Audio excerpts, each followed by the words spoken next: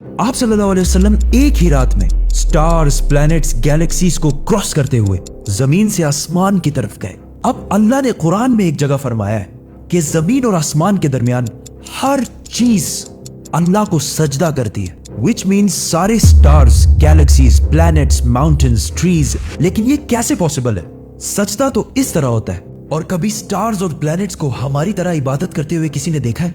लेकिन अल्लाह ने कुरान में बार बार कहा है कि ये सारी चीजें अल्लाह की इबादत करती हैं। तो यूनिवर्स के इन सारी चीजों में कोई ना कोई बात कॉमन, एक जैसी जरूर होगी।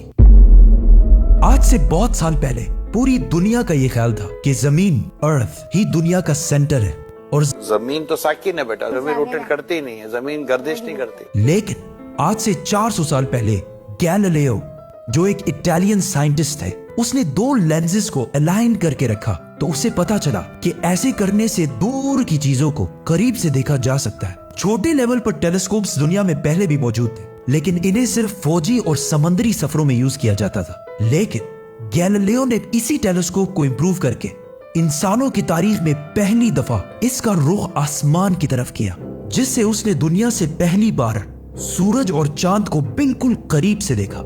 और गैलीलियो ने इन सारों की मूवमेंट को ऑब्जर्व करना शुरू किया। 1300 दुनियाओं को अगर मिला लिया जाए, इससे एक जुपिटर बनता है। गैलीलियो ने देखा कि ये भी बाकी प्लैनेट्स की तरह गोल है, लेकिन जुपिटर के ऊपर जो लाइट है वो महीने के डिफरेंट दिनों में बिल्कुल बदल रही है। और उसने देखा कि वीनस और सैटर्न का भी यही हाल है। अब ये सब कुछ तभी पॉसिबल था कि अगर ये सारी चीजें सूरज के गिर्द घूम रही हो, दुनिया के नहीं।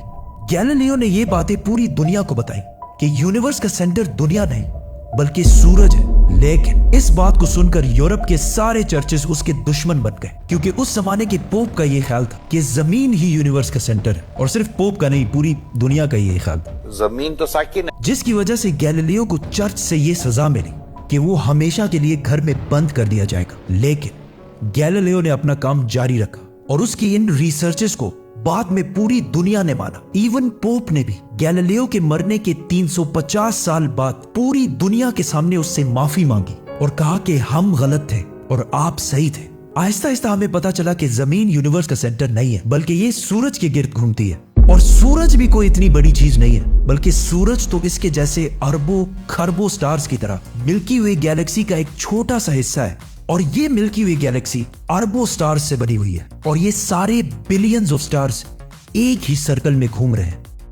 हम तो सूरज के गिर्द घूम रहे हैं, तो सूरज जैसे अरबों खरबों स्टार्स मिलकर किसके गिर्द घूम रहे हैं? Super massive black hole. Have a supermassive black hole at their center.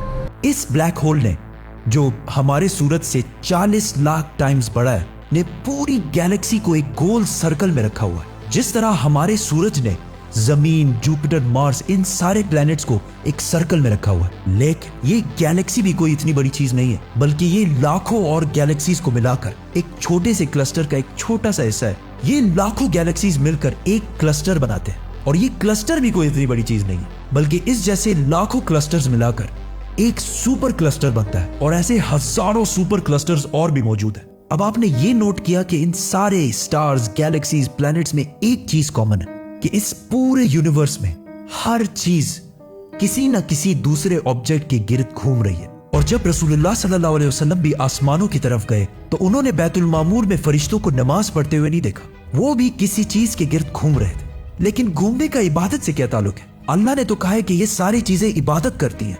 आपको पता है अल्लाह ने ये बात किस सूरत में कही है? सूरह हज में। हज में मुसलमान पूरी दुनिया से इस्लाम की सबसे मुकद्दस और होली जगह काबा के पास जाते हैं और बार बार इसके गिर्द घूमते हैं। अब इस सर्कल करने का मतलब क्या है? जब मुसलमान काबा के गिर्द घूमता है तो वो उस वक्त अकेला नहीं घूम रहा होता, बल्कि चांद, प्लैनेट, स्टार्स, गैलेक्सीज, क्लस्टर्स सारों के साथ एक ही इबादत में शामिल हो जाता है। तो ये सारी चीजें हमारी तरह इबादत नहीं करती, बल्कि हम मक्का जाकर इनकी तरह इबादत करते हैं। लेकिन इस आयत में तो लिखा है कि ये सारी चीजें अल्लाह को सजदा करती हैं। सजदा का मतलब सिर्फ हमारे वाला सजदा नहीं है, बल्कि अल्लाह के निजाम के मुताबिक चलने को भी सजदा कह सकते हैं। लेकिन अल्लाह ने इस आयत में सिर्फ स्टार्स, गैलेक्सीज और प्लैनेट्स का नहीं कहा, बल्कि हर चीज, पहाड़, दरख्त, जानवर, सब का कहा है। ये तो सर्कल्स में नहीं घूमते। आज से हजारों साल पहले एंशिएंट ग्रीस में एक कॉन्सेप्ट बना कि कायनात की हर चीज एक बहुत ही छोटे पार्टिकल एटम से बनी हुई है, जिसको फिर 2000 साल तक पूरी दुनिया भूल गई। लेकिन आज से 200 साल पहले इस कॉन्सेप्ट पर रिसर्च दोबारा शुरू हुई और साइंसदानों की रिसर्च से पता चला कि एटम सबसे छोटा पार्टिकल नहीं है, बल्कि इसके अंदर और भी पार्टिकल्स हैं, जैसे प्रोटॉन्स, न्यूट्रॉन्स, इलेक्ट्रॉन्स। प्रोटॉन्स और न्यूट्रॉन्स हमेशा एटम के सेंटर में होते हैं और इलेक्ट्रॉन्स हमेशा इनके गिर्द घूम रहे होते हैं, ऑलमोस्ट बिल्कुल उसी तरह जिस तरह प्लैनेट्स सूरज के गिर्द घूमते हैं और स्टार्स ब्लैक होल के गिर्द घूमते हैं। जिसका मतलब है कि कायनात की हर चीज चाहते या ना चाहते हुए किसी ना किसी चीज का तवाफ कर रही है। और जब कोई मुसलमान काबा का तवाफ करने जाता है तो वो कायनात की हर छोटी से छोटी चीज, जैसे एटम के अंदर इलेक्ट्रॉन से लेकर कायनात के सबसे बड़े ऑब्जेक्ट्स, प्लैनेट्स, स्टार्स, गैलेक्सीज और इवन बैतुल मामूर में फरिश्तों के साथ एक ही इबादत में शामिल हो जाते हैं। हो सकता है इसीलिए इस्लाम में तवाफ करना सबसे बड़ी इबादत है। तो जब सूरह हज में अल्लाह ने फरमाया कि ये सारी चीजें मेरी इबादत करती हैं, तो ये हमारी तरह इबादत नहीं करती, बल्कि हम मक्का में काबा का तवाफ करके इनकी तरह अल्लाह की इबादत करते हैं। लेकिन इन सारी चीजों का तवाफ करने का एक फिक्स टाइम है और जैसे ही ये टाइम पूरा होगा तब हर शख्स मालूम कर लेगा कि वो क्या लेकर आया है। सब्सक्राइब।